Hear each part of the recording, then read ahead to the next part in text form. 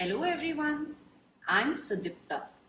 Today we are going to read the story Watercress. It's written by Andrea Wang and the pictures are by Jason Chin. Now before we get started, what do you think happens in the story? What is a watercress?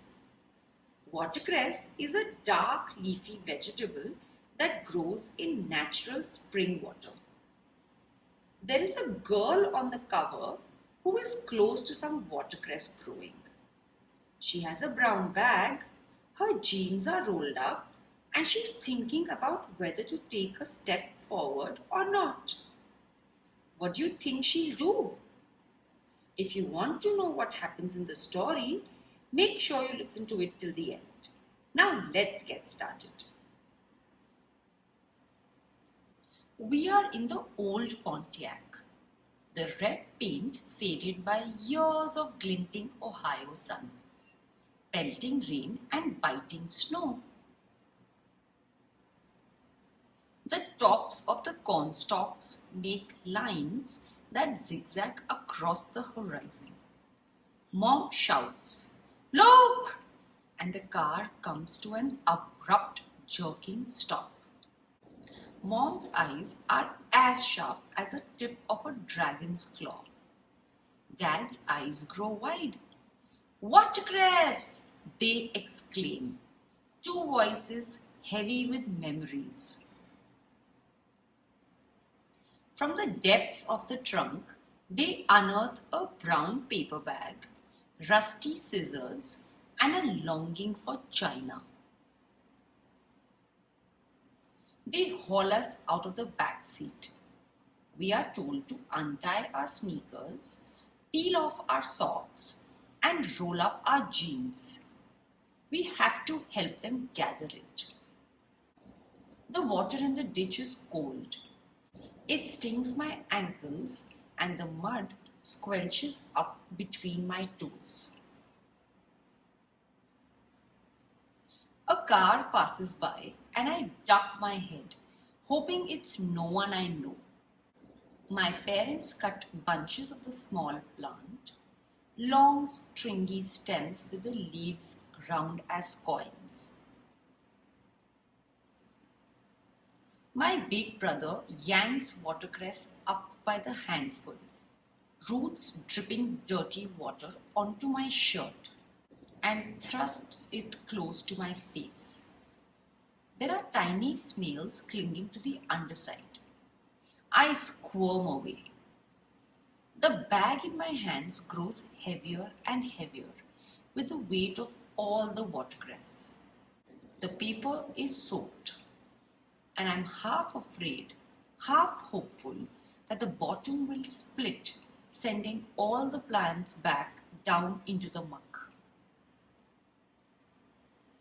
Finally, we load everything: the soggy bag, my sopping shirt, our sodden selves, into the car and head home. Our original destination is long forgotten, a memory of something unfinished.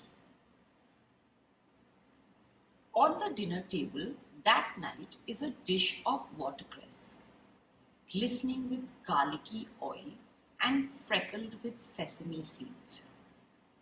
The mud and the snails are long gone, but I still don't want to eat it. Any of it. I only want to eat vegetables from the grocery store. Mom and Dad press me to try some. "It is fresh," Dad says. "It is free," Mom says. I shake my head. Free is bad. Free is hand-me-down clothes and roadside trash heap furniture, and now dinner from a ditch. Mom sighs and disappears into her room, returning with an old photo. "My family," she says, "from before." We stare. Mom never talks about her China family. She points to a small boy as thin as a stem of watercress. My little brother, your uncle, we hold our breaths. Mom never told us what happened to him. During the Great Famine, she says, we ate anything we could find. But it was still not enough. I looked from my uncle's hollow face to the watercress on the table, and I'm ashamed of being ashamed of my family.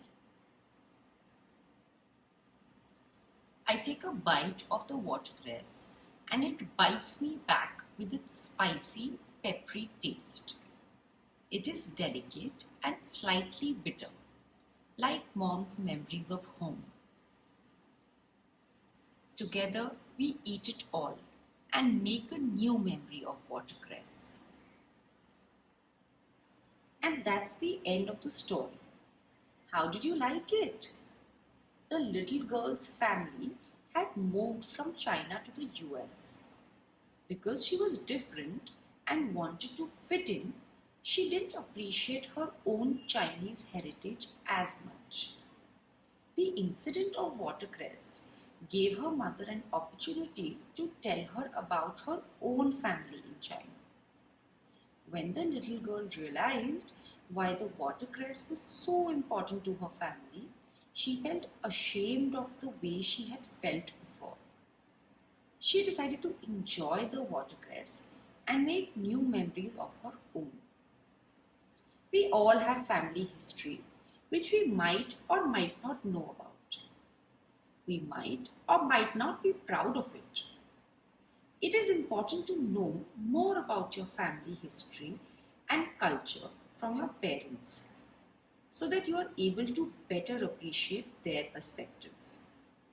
We should not only be proud of our own heritage, but also appreciate the heritage and culture of people who are different from us.